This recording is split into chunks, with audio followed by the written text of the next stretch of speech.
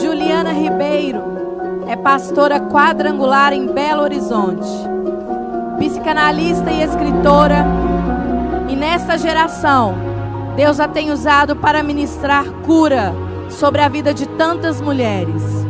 Vamos recebê-la com alegria, pastora Juliana Ribeiro.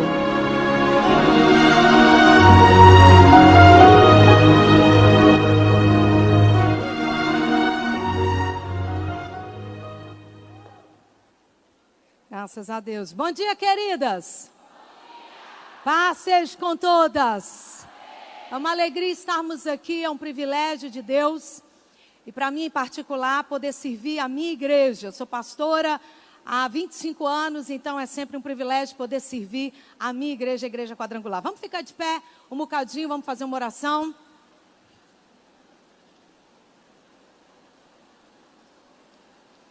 O meu tema nesta manhã é curadas para multiplicar. Deus quer nos curar para que possamos cumprir o propósito de Deus para a nossa vida. Amém? E vamos sair todas deste lugar, deste congresso, mulheres melhores, em nome de Jesus. Põe a mão no seu coração, fecha os seus olhos. Amado Deus, muito obrigada por esta manhã, por este congresso. Obrigada pela pastora Bianca, por toda a sua equipe. Obrigada, meu Deus, pela Igreja do Evangelho Quadrangular, pelo pastor Mário de Oliveira. Obrigada por estarmos aqui, obrigada pelo teu Espírito Santo. Espírito Santo faz aquilo que só o Senhor tem competência para fazer. Arranca mulheres da dor e do sofrimento. E aquelas que não têm vivido a vida abundante, a vida que o Senhor tem designado para nós, que nesta manhã faça diferença a tua palavra, que a tua palavra tome forma no nosso coração e opere toda sorte de mudança. Fica à vontade, Espírito Santo, para fazer aquilo que só o Senhor tem competência para fazer. E eu prometo que te darei toda honra, toda glória, todo louvor e toda adoração. Não a nós, Espírito Santo, não a nós, mas ao teu nome seja glória para sempre. Amém e amém. Vamos aplaudir o Espírito Santo. A Ele a glória para sempre. Podem assentar, minhas queridas.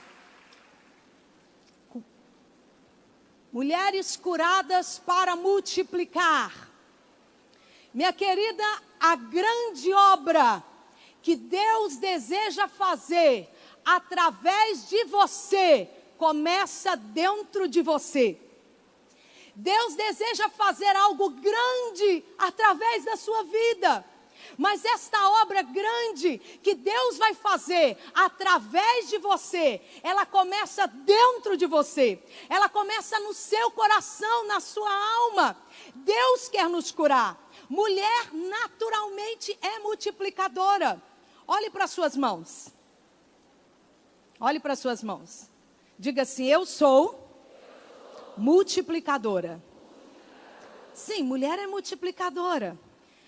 O marido nos dá um pacote de arroz e nós entregamos para ele arroz doce, arroz carreteiro, arroz ao forno, não é? Ele entrega mantimento e nós entregamos alimentação pronta. O marido entrega um espermatozoide e nós entregamos um filho. E tem aquelas que são férteis, abundantes e que entregam 2, 3. Mulher é multiplicadora. E querida, quando nós estamos feridas, nós vamos multiplicar feridas. Esse é o perigo. Porque Deus quer nos curar. Porque enquanto estamos feridas, nós vamos multiplicar aquilo que nós temos. O Salmo 147, versículo 3. Salmo 147, versículo 3. Eu vou ser breve. Eu já vou ler para você. Está na sua Bíblia. Salmo 147, versículo 3. Diz assim: só Ele cura o de coração aflito e cuida das suas feridas. Só Deus pode curar a nossa alma. Eu sou formada em psicanálise clínica. E por muitas vezes no meu consultório, eu lidei com pessoas que eu sabia que a psicanálise pouco podia fazer por ela. Eu vi casos onde eu me debrucei nos livros, pedi ajuda a pessoas mais experientes, mas nós sabíamos que não havia muito recurso para aquela pessoa. Mas a Bíblia diz, e a palavra de Deus não pode falhar, que só Deus, só o Eterno, Ele cura os que estão de coração aflito, Ele cura as nossas feridas. Por quê? Porque Deus vai aonde ninguém mais tem acesso. Deus pode ir onde eu, como psicanalista, nunca tive acesso à alma mais profunda da pessoa. As feridas, exatamente aonde as feridas estão. Uma criança ferida pode se transformar num adulto doente da alma. As feridas podem acontecer logo na infância. Uma pessoa, na sua infância, ela pode ser ferida. Crianças que veem o que as crianças não deveriam ver. Crianças que passam por comparações. Crianças que passam pelo doloroso caminho do divórcio dos pais. E eu costumo dizer que uma família rompida gera filhos quebrados. Uma criança que viu que as crianças não deveriam ver. Crianças que foram tocadas de forma indevida. Uma menina que foi molestada na sua infância. E é incrível como que uma criança de 3 anos, depois de adulto, se sente culpada por um abuso que sofreu. É uma culpa indevida. Como atribuir a uma criança de 3 anos esse tipo de culpa? É uma culpa indevida.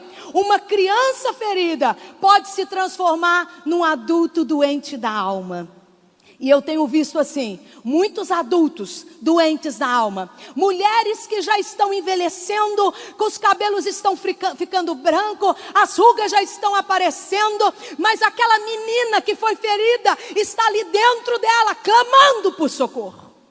E ninguém conhece a mulher que você se tornou sem antes conhecer a menina que um dia você foi. Eu vou repetir. Ninguém conhece a mulher que você é hoje sem antes conhecer aquela menina que um dia você foi. Os tapas indevidos, as surras indevidas, o beijo que foi negado, o abraço que você nunca recebeu.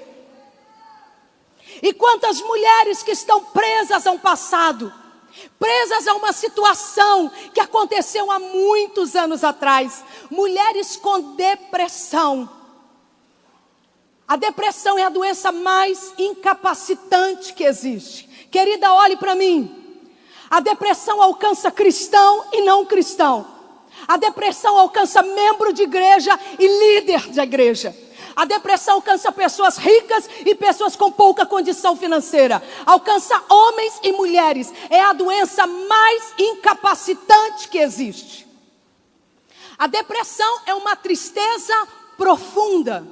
Algumas mulheres acordam tristes e dizem assim: estou meio deprê hoje. Bobagem, isso não é depressão. Tristeza, às vezes reativa.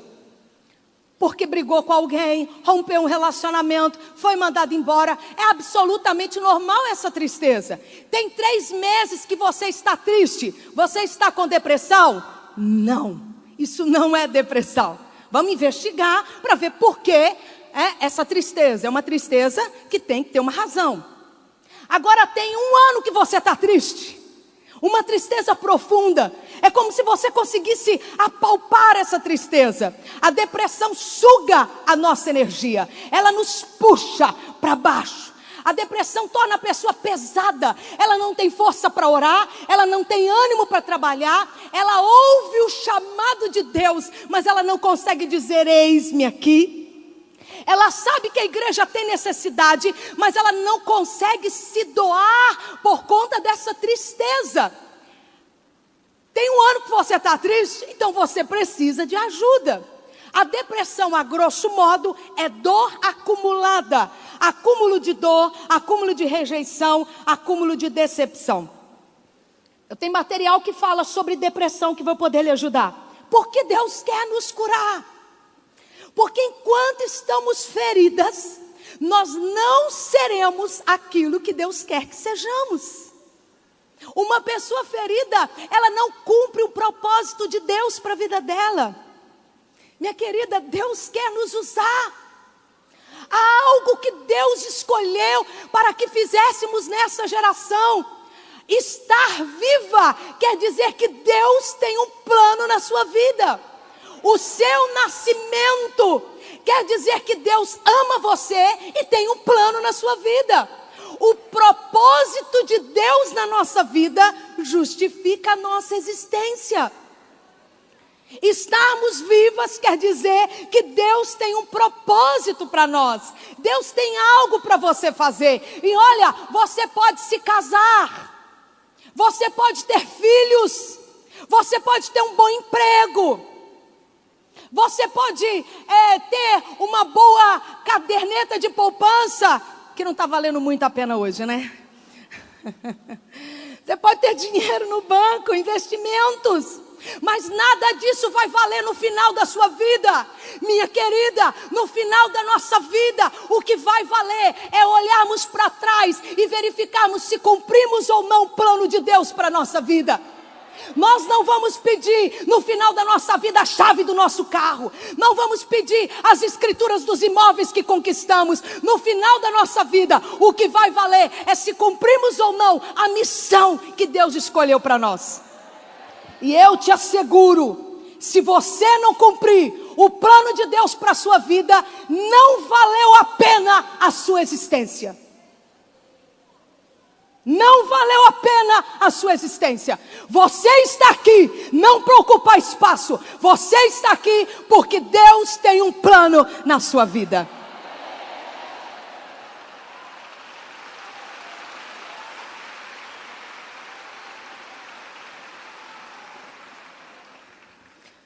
E por que Deus quer nos curar? Porque nós damos o que nós temos. Você vai dar o que tem. Se você me pedir agora um sapato vermelho, eu não tenho, eu só tenho esse daqui. Porque a gente dá o que tem.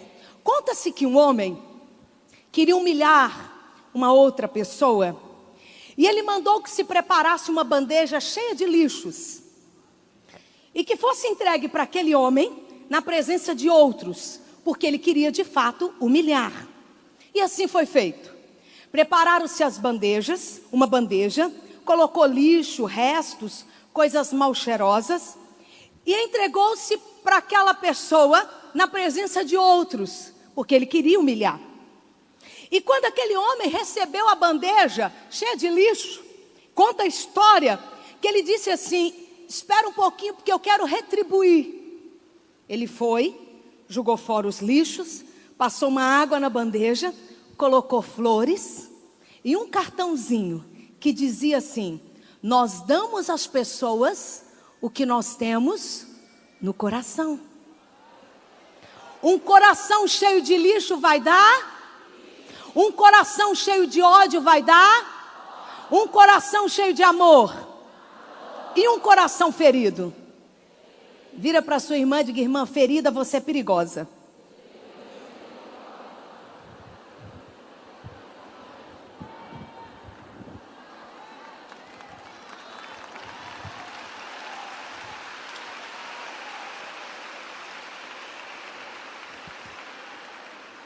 Obrigada, pastora.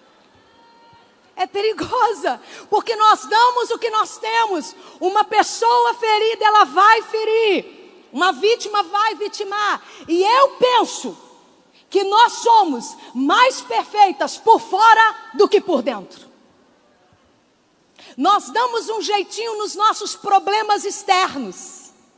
Se tem uma olheira, a gente passa um corretivo para tampar. Se o cabelo está curto, a gente põe um mega. Se a gente não tem cílios, a gente coloca os cílios postiços. Se não tem unha, a gente põe uma unha em gel. Se a barriga está grande, a gente coloca uma cinta. Se os seios estão pequenos, a gente... Depende da condição financeira, né? A gente vai trabalhando no exterior. E querida, há muitas mulheres perfeitas por fora e deformadas por dentro. Mulheres com aparência de vencedora. Mulheres bonitas por fora, mas por dentro elas estão presas por uma depressão, por uma angústia, por uma tristeza profunda. Um título, um diploma não cura a dor da nossa alma. Pode esconder a dor da nossa alma, mas ela está ali. Nós precisamos de cura. Precisamos de cura para sermos aquilo que Deus quer que sejamos. E quantas mulheres que por conta da ferida da alma são mulheres ciumentas, pegajosas. Mulheres que a vida dela, o foco dela é saber onde o marido está olhando. Elas ficam doidas para o marido ir para o banheiro tomar um banho, para elas poderem olhar o celular do marido. Está doente demais. A melhor coisa que nós mulheres precisamos ter é segurança interna. Querida, olhe para mim. O seu marido não é a sua vida. Deus é a sua vida. O seu marido é só marido.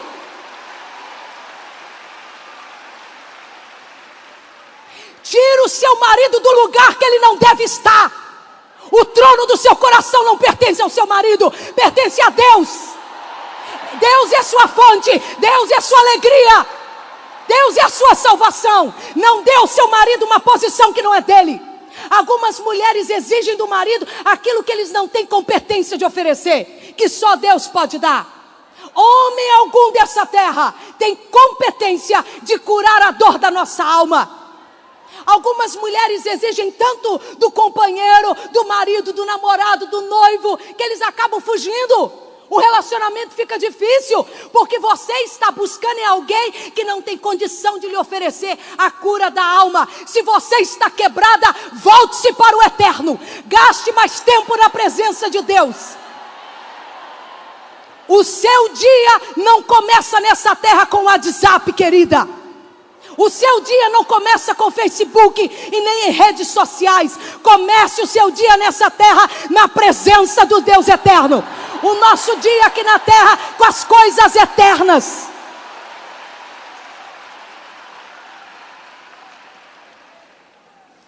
E muitas de nós temos assim um baú como este. É o baú das memórias. Onde levamos, e vez por outra abrimos e nos recordamos de situações do passado. Às vezes, um presente que um ex nos deu. Eu fico impressionada. Mulheres que ainda guardam o ursinho de pelúcia do ex-namorado. Mulheres que ainda têm a caixinha de música que o ex deu. Um ex-noivo. E de vez em quando coloca a bailarina para dançar.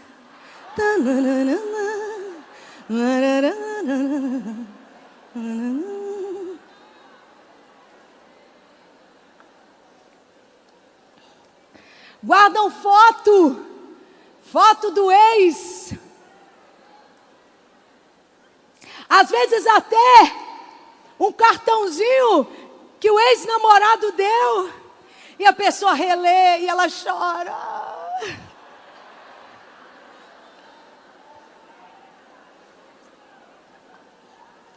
Eu sei o que eu estou te dizendo. Há muitas mulheres casadas com um e apaixonadas por outro. Mulheres que estão presas no passado, em um relacionamento que não existe mais. O marido não as tem, os filhos não as têm. Elas vivem assim, uma situação do passado.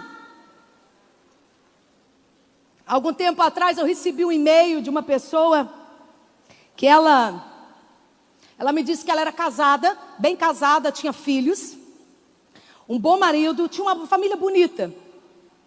E ela me disse que ela estava pensando muito no ex-namorado. Muito no ex. E ela falou: pastora, eu não sei o que eu faço. E eu mandei um e-mail para ela e falei para ela assim: querida, pense no seu marido, pense nos seus filhos. E ela me disse assim: pastora, não consigo, está muito forte. Ela falou: agora eu estou pensando no meu ex, em coisas íntimas. E eu falei para ela: minha querida, pense em Deus, pense no temor a Deus. Ela falou para mim, mandou um e-mail falando: pastora, está difícil. Eu falei: então tá bom. Aí eu mandei um outro e-mail para ela falando assim: então pensa no inferno, pensa no fogo te queimando, o bicho te mordendo e você não morrendo.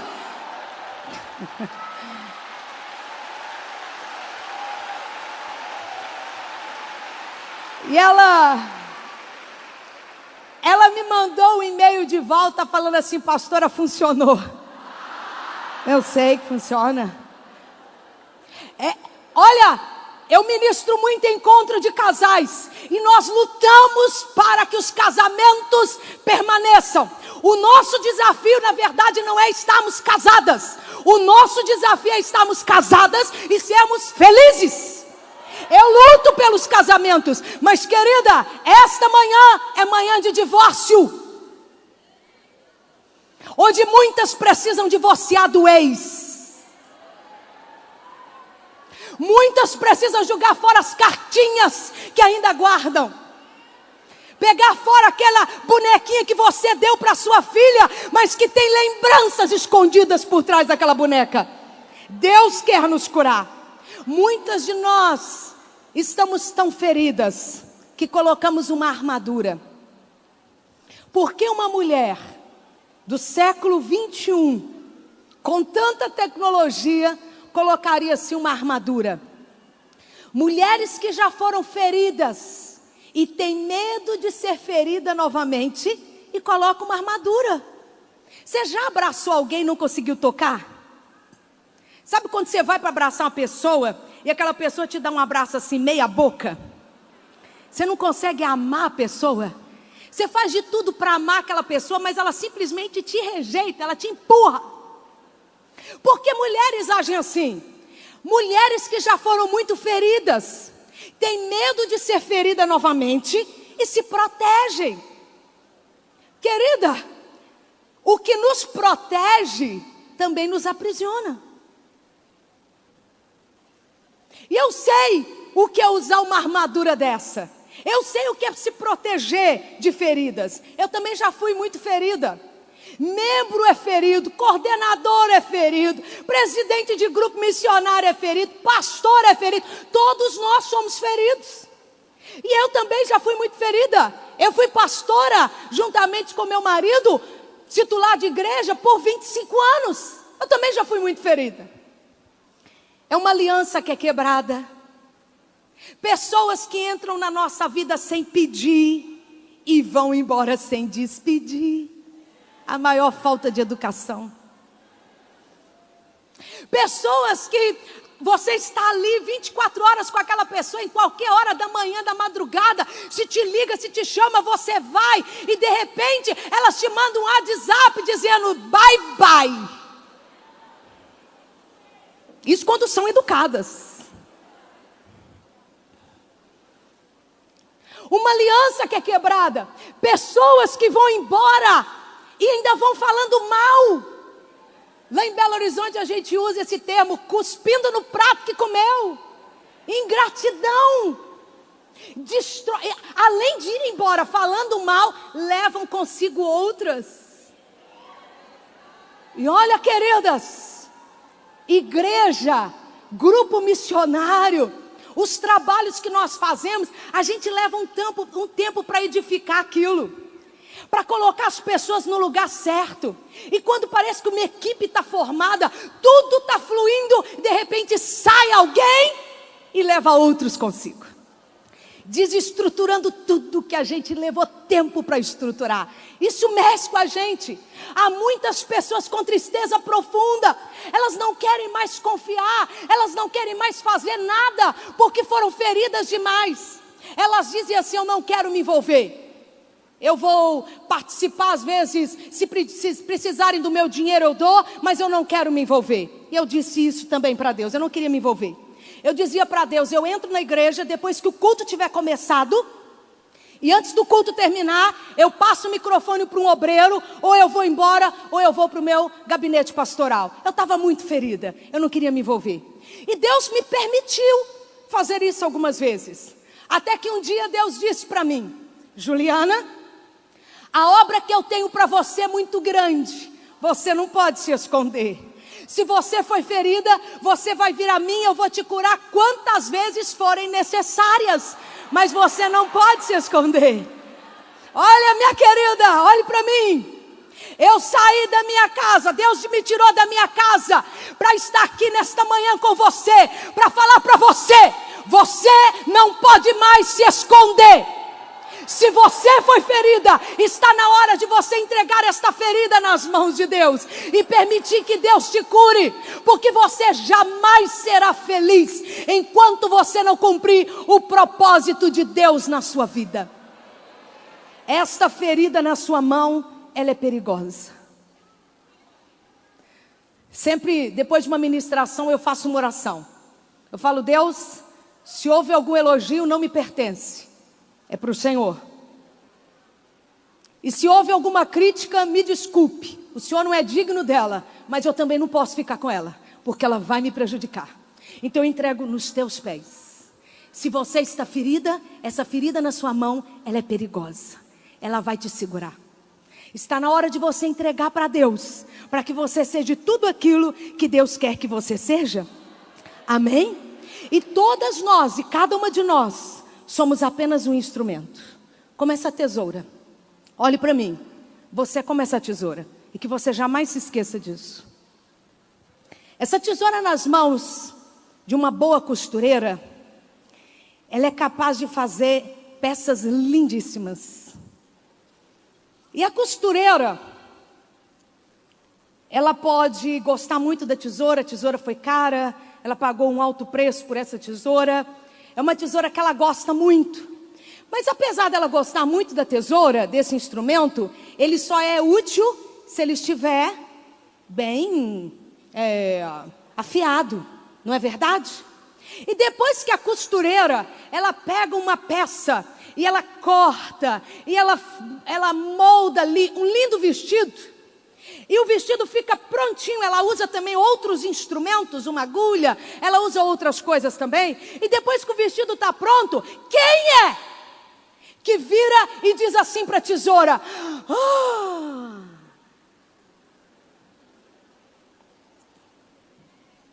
que tesoura!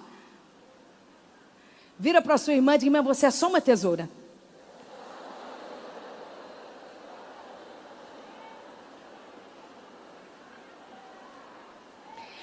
Quem as pessoas elogiam é quem usou a tesoura. A glória não é sua, querida. Deus quer te usar, mas a glória jamais será sua. Deus não divide a glória dele com ninguém. A glória é de quem usa a tesoura. A glória é dele, a honra é dele, o louvor é dele. A nós é só o privilégio de sermos usados nas mãos do mestre, que sabe muito bem como manusear um instrumento. Deus está te limpando nesta manhã, para que você seja um instrumento útil nas mãos dele. Eu bebo muita água durante a minha ministração, mas algumas vezes, em alguns lugares que eu já fui, eu recusei a água. Quando eu olhei, o copo estava sujo, e eu fiquei sem graça de falar: por favor, troca o copo. E eu não bebi água. Você com um copo. Se eu não uso um copo sujo, imagina o Deus do universo. Feridas sujam a nossa alma, porque nos torna pessoas idólatras. Quando nós estamos feridos, nós só olhamos para nós. Eu, que fizeram comigo? Oh, só eu. Estou terminando. Você pode usar o seu passado para ter pena de você, Ou você pode usar o seu passado para a glória de Deus. Eu decidi usar o meu passado para a glória de Deus. O seu passado pode ser um outdoor para as pessoas terem pena de você. Ou o seu passado pode ser um instrumento para que outras pessoas conheçam o Deus que cura. Eu sempre digo que os melhores enfermeiros um dia foram pacientes. E por isso que eles sabem conduzir as pessoas para a cura. Tinha na minha igreja uma senhora que ela tinha uma ferida assim no abdômen. E ela não deixava ninguém orar por ela. Ela não participava de nenhum culto de cura. Ela queria aquela ferida. Porque aquela ferida no abdômen era a garantia do benefício no INSS. Triste, né? E tem muita gente que não quer ser curado. Porque a ferida da alma é a garantia de uns tapinhas nas costas dizendo assim: tadinha dela. E eu quero, me permita nesses últimos instantes que eu tenho com vocês, falar sobre essa minha ferida e essa cura que eu passei. Quero falar sobre o meu pai. Meu pai nunca me bateu. Meu pai nunca me colocou no cantinho da disciplina. Meu pai nunca me chamou atenção em público e nem no reservado. Meu pai nunca me deu uma correada, uma cintada. Meu pai também nunca me deu um beijo. Nunca me deu um abraço. Meu pai nunca me colocou para dormir. Meu pai nunca me chamou de princesa. Meu pai nunca me contou histórias para que eu pudesse dormir mais rápido. Eu tinha muita insônia na minha infância e tinha muito medo. Meu pai nunca segurou na minha mão à noite dizendo: papai está aqui, querida, e fez uma oração para mim. Na verdade, meu pai nunca orou por mim, pessoalmente, não. Meu pai nunca me levou para a escola e nunca me buscou da escola. Meu pai nunca leu as redações que eu insistia em escrever para ele, mesmo no Dia das Mães. As minhas redações eram dirigidas ao meu pai. Meu pai nunca as leu. Meu pai nunca comeu o primeiro pedaço de bolo. Meu pai nunca cantou parabéns para mim.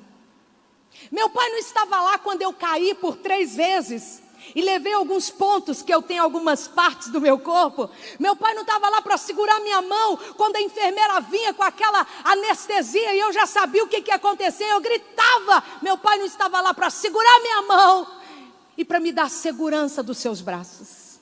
Meu pai não era ausente. Meu pai era inexistente. Meu pai nunca existiu. Durante toda a minha infância, eu amei uma pessoa que não existia. Eu amei uma pessoa que eu não sabia quem era. Eu sentia falta do cheiro do meu pai. Imagina, pastor Olívia. Eu sentia falta do beijo do meu pai. Eu nunca tive, mas eu sentia falta de algo que eu nunca tive. Eu queria saber o cheiro, que perfume ele usava. Ele usava o Ferrari Black, que perfume ele usava. Eu passei a minha infância toda amando alguém que não existia. E na minha adolescência, o amor que eu tinha pelo meu pai se transformou em ódio. Eu passei a odiá-lo. Porque foi na adolescência que eu descobri que o meu pai tinha outra família. Que meu pai tinha filhos. E que meu pai dava toda a atenção para aqueles filhos. Eu tinha uma irmã. E passei a vida toda com vontade de ter uma irmã. Na adolescência, eu passei pela vergonha de mostrar a minha identidade. E está ali na minha identidade filiação. E tem a palavra mãe, o nome da minha mãe. E tem a palavra pai. E tem o vazio. Aquele vazio me lembrava que o meu pai não quis fazer parte da minha vida. E nem me permitiu fazer parte da vida dele. E do amor que eu tinha pelo meu pai na infância, na adolescência eu passei a odiá-lo. Eu queria destruir a vida do meu pai. Eu queria saber onde o meu pai morava e acabar com a vida dele. Eu tive um encontro com Jesus muito jovem. Com 16 anos de idade, eu me entreguei completamente nas mãos de Deus. E a primeira coisa que eu ouvi Deus falando comigo, eu era uma menina, mas eu ouvi Deus falando ao meu coração. A primeira coisa que Deus disse para mim foi: eu sou o seu pai. O seu pai eterno, o seu pai supremo, o pai que não falha, o pai que não erra, o pai que não decepciona. Queridas, ainda que o seu pai e a sua mãe tenham falhado com você, fique certa disso. O plano de Deus para a sua vida não falhou. Deus é capaz de pegar esses erros, estas falhas, e usar para a glória dele e para a sua alegria. O meu processo de cura foi muito longo e muito doloroso. Eu tive que confessar minha dor, minhas mágoas. Deus me mostrou sentimentos que fizeram parte da minha vida durante toda a minha existência até então. Eu tinha um sentimento de inconveniência, inadequação. A cura da alma proporcionou-me uma divisão. A cura da alma proporcionou essa divisão dentro de mim, porque eu e a dor éramos uma só. A cura da alma dividiu. Isso não é Juliana, isso é dor. Isso aqui é Juliana. Isso aqui é dor da alma, isso é ferida, isso é angústia, isso é decepção. Isso não é Juliana, isso aqui é Juliana. A cura da alma me proporcionou essa divisão. E queridas, eu posso olhar para trás, dentro desse meu passado, e eu posso ver apenas uma cicatriz dentro de mim. Essa cicatriz me mostra a grande obra que Deus realizou dentro do meu coração.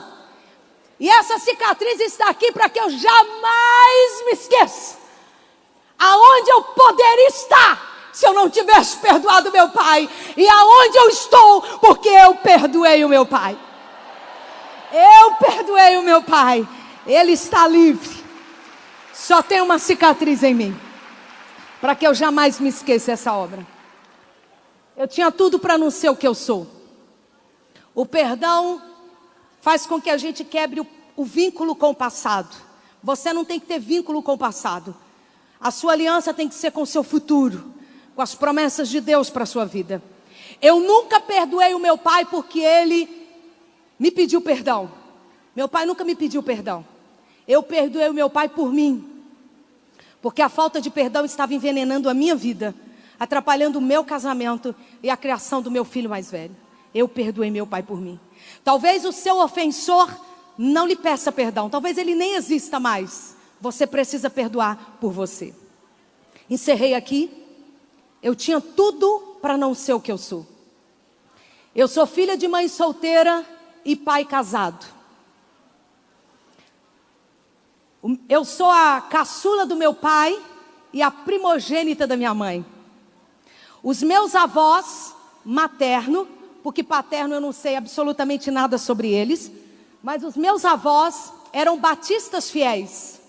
Um grande ministério lá em Belo Horizonte, comunidade Shalom, em Belo Horizonte, foi fundada pelos meus avós. Meus avós são um dos fundadores dessa igreja. A minha avó era pregadora do evangelho.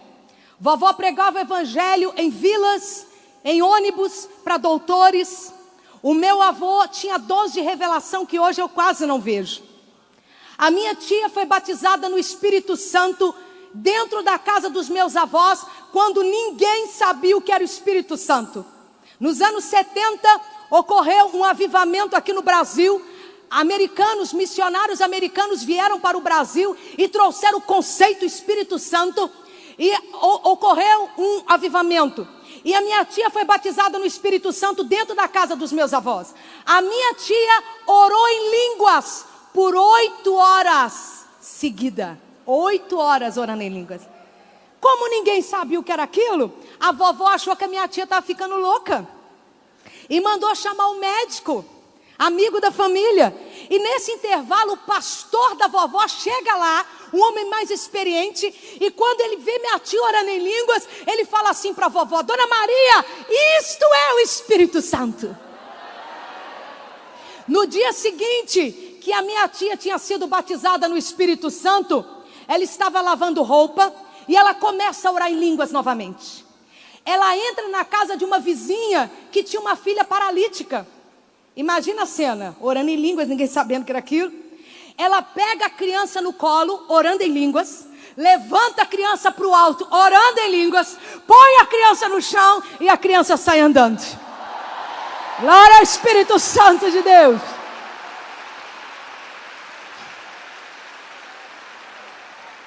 Enquanto tudo isto e muito mais estava acontecendo dentro da casa dos meus avós, a minha mãe estava fazendo outras coisas. A minha mãe estava aprontando. E nisso ela engravidou. Gravidez de uma filha solteira nos anos 70 era motivo de muita vergonha e muito constrangimento. Muita vergonha. E vovó tinha um problema, que era contar para o vovô. O vovô era muito rígido. Como que ele ia aceitar a gravidez da filha e uma criança?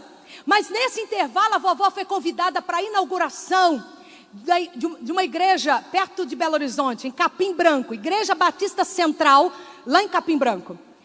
E era a inauguração dessa igreja e uma série de conferências. A vovó aceitou o convite do pastor, mas ela perguntou ao pastor se durante as noites da conferência, ao invés dela ir para a casa de alguns dos irmãos, se ela podia passar a noite na igreja, porque ela tinha uma batalha em oração para ganhar. A minha avó era uma mulher de muita oração. Ela orava até Deus falar com ela. E não importava se isso fosse demorar 3 horas ou 3 dias, ela ia orar. E durante 7 noites, na Igreja Batista Central em Capim Branco, eu fui gerada. Naquelas noites, vovó dizia: Deus, pega essa criança, que é fruto de pecado, e que já está vindo debaixo de tanta maldição, e faz dessa criança um milagre. Um profeta saiu da cidade do Rio de Janeiro e foi em Belo Horizonte, apontou o dedo para a barriga da minha mãe e disse assim: assim diz o Senhor, você pecou e essa criança vai morrer. A minha mãe só sabia chorar, mas a minha avó tinha uma arma secreta: o poder da oração. Eu sei o que a oração pode fazer, eu sou fruto de uma oração. E durante 7 noites, a vovó dizia: Deus, deixa essa criança viver.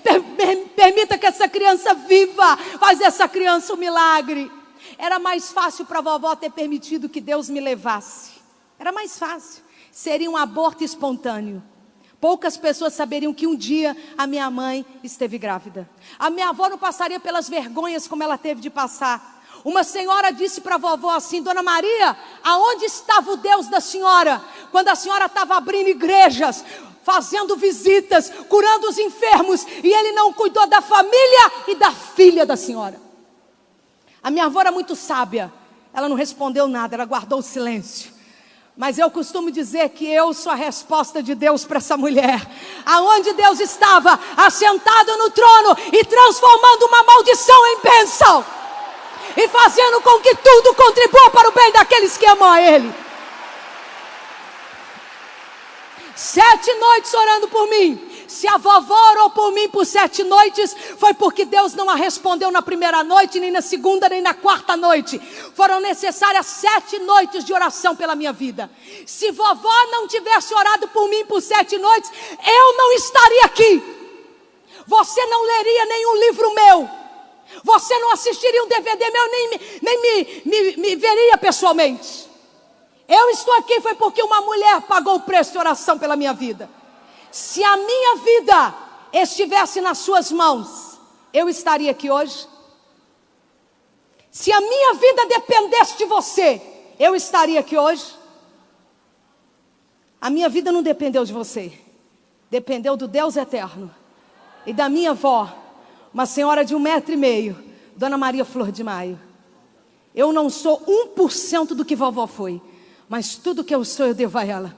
A minha vida não esteve nas suas mãos, mas a sua família está nas suas mãos. Os seus filhos estão nas suas mãos. O seu casamento está nas suas mãos. Não desista dos seus filhos. Não desista da sua casa. Não desista da sua família. Desfaça a mala. Você que está pensando em sair de casa, não saia de casa. Se está ruim dentro de casa, lá fora está pior. Lá fora tem destruidor, lá fora tem promiscuidade. Deus protege a casa, Deus ama a família, Deus vai guardar você e o seu casamento. Vamos ficar de pé e nós vamos orar.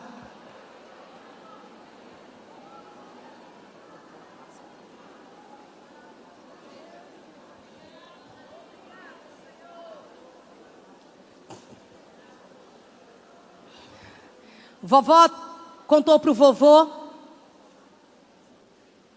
Ele aceitou a minha mãe, chorou muito, aceitou a criança. E eu costumo dizer que Deus é especialista em mudar pessoas. Eu sou prova disso.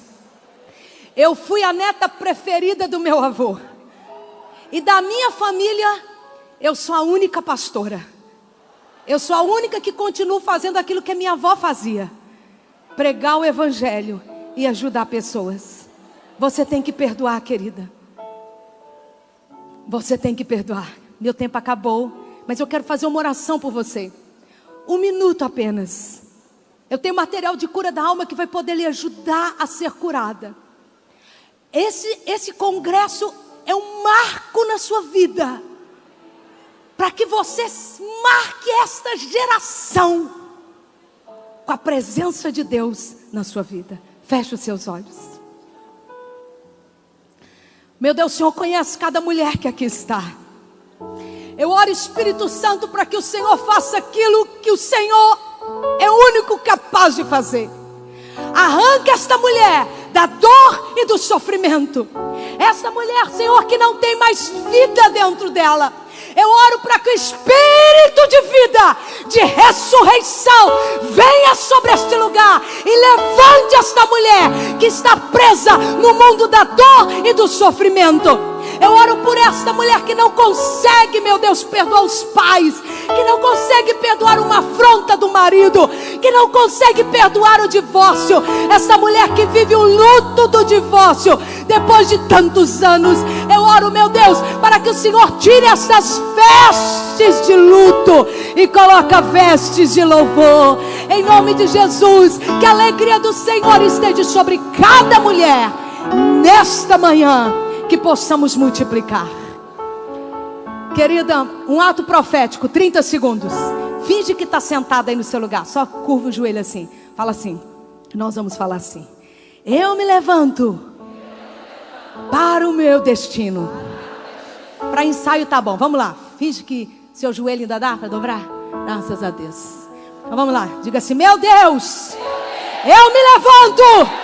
Eu me levanto para o meu destino. Feridas da alma não vão me segurar, não vão me prender. Eu me levanto para o meu destino. Aleluia.